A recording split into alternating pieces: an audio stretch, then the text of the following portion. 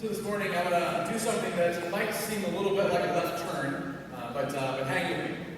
So this morning, on this Christmas morning, I want to talk about weddings and marriage. So who loves weddings, right? We've all had a good, beautiful or fun experience or moments we had at our wedding, whether it was our own wedding or someone whose we went and attended. Your weddings are great, right? It's just one of those days you just love being alive. Just appreciate being a human being. They're so filled with so many good things, so much joy, fun, celebration. And I have to say, it's one of the things as a priest that I do that really is a great part of my life, a great part of ministry, that you get to be with people and to walk with them. You get to know them. Two people are going to live their lives for each other. You get to know their stories. And you get to come to see and know how God is working a part of their lives in ways known and ways yet unknown.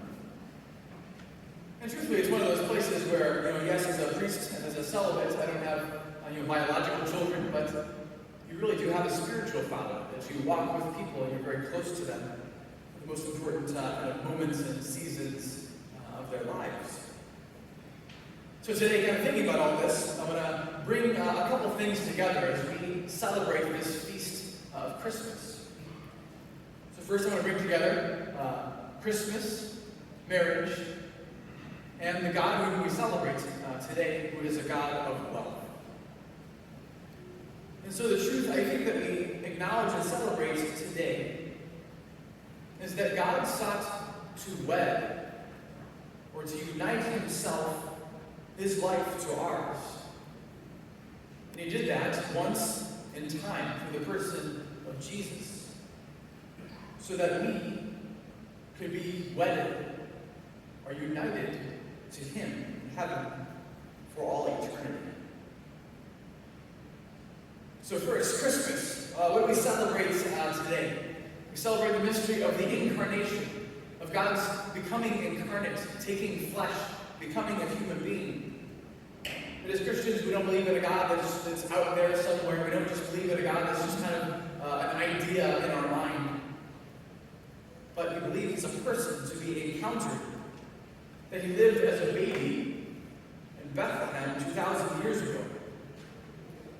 And we know he was born into a bit of a mess of a situation. He was born into a dirty stable, a manger. And he did so out of love. He chose to be born this way, to come into the world in this way. Which can be a consolation to us, at different times in our life. Might seem like a messy manger, kind of things just out of whack, things going on just in our lives, our church, our country. But God knows what it's like to go through hecticness and craziness and to live in an imperfect world. And we know Jesus, the baby, grew up to be a great teacher and a preacher, revealing who God is as a loving Father, as our gospel says. But he wasn't just a good teacher and preacher. He went on to give of his life, to sacrifice his own life on the cross for us, and so died, and then rise from the dead so that we could have salvation. And so today, I think we recognize that the wood of the cross wouldn't have been possible without the wood of the manger. So on this feast, we acknowledge and celebrate a God who comes close, and he comes close for the sake of pouring his life out for us in love. And on one hand, today we acknowledge, an event. We celebrate something that happened. God coming into reality 2,000 years ago. But on the other hand, I think we acknowledge a mystery. Something that is continuing to be real. Continuing to unfold. That Jesus didn't just exist in the past. He didn't just live in the world at one time.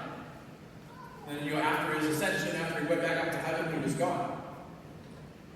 And Jesus continues to make himself present.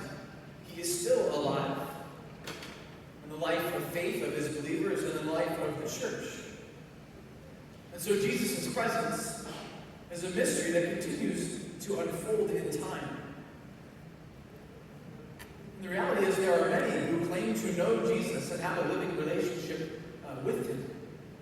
They hear from him. He guides their lives. And this is a great gift and a witness to the world. Just to pull a quote from the Catechism for a second that said something beautiful about this day. Only when Christ is formed in us will the mystery of Christmas be fulfilled.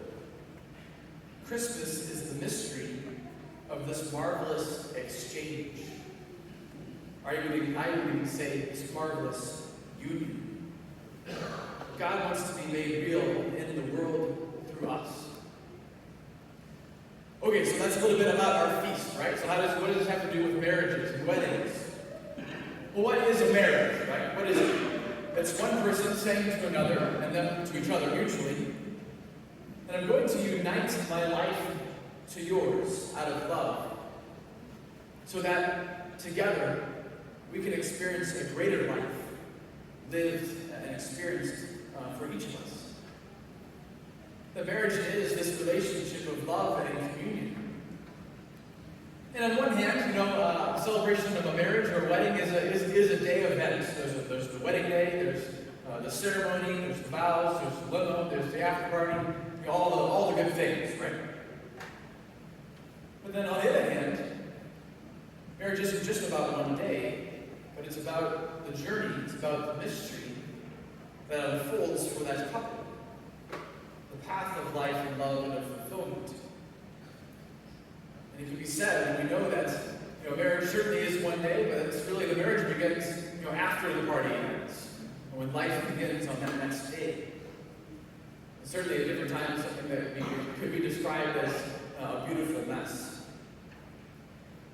So when you're in marriage prep with just couples, and you're helping them to get ready for marriage, to help them to realize that the whole of their lives are coming together, means a lot of things. That it's one thing to exchange vows and to exchange rings in a ceremony, but it's another to continue to exchange personality types, strengths and weaknesses, bank accounts, communication differences, extended family situations. Marriage is this dance, is this mystery that unfolds in a beautiful and messy way. And any couple that's been married for any amount of time has celebrated anniversaries.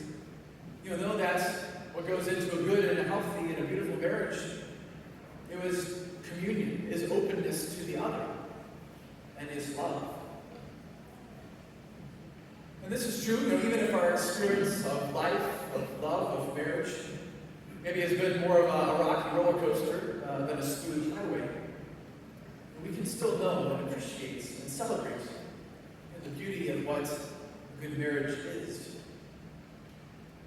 That it is a relationship that says, I love you, I'm close to you, I want to be with you, no matter what. And said not just one day, but every day.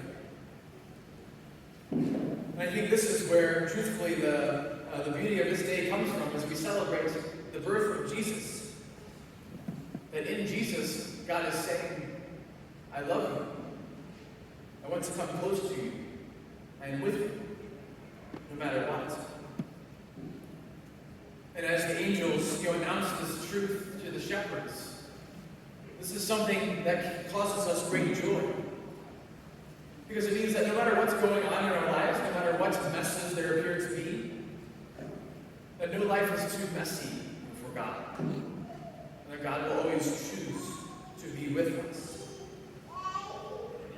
In a few moments, we'll celebrate the gift of God's presence in a very beautiful, miraculous, and mysterious way as we celebrate the gift of Eucharist, of Jesus' body, blood, soul, and divinity poured out for us.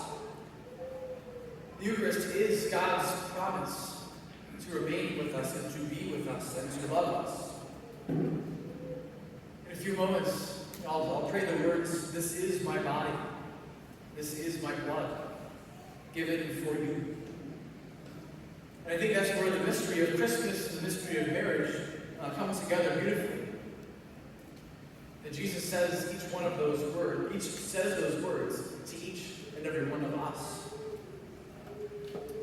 And that just as God entered into the world in a domestic manger, as he surrendered his life on the cross for us, he continues to fulfill the promise to be with us in our lives through faith, through the church, through the sacraments, and through the Eucharist.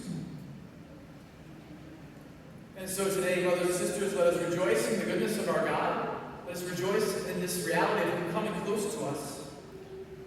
May we respond to his presence and his love with an open heart and with an absolute yes. Because it is in following him and being one of his disciples that we will know the unending joy and love of the eternal marriage feast of heaven with him one day.